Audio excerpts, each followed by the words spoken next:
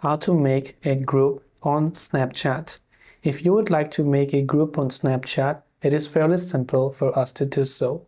All we have to do is go ahead and then launch the Snapchat application, and you will see this type of interface. Now what you want to do over here is to simply go to the chats icon that you can see right over here. When you go to the chats icon, you can see various different options. If you look at the top right hand side, you can see the new option over there. So tap on the new option that you can see over there. Then once you've tapped that particular new option, as you can see, you can also tap on this bottom right circle icon. There you can see it says new group, where you can chat with up to 200 friends.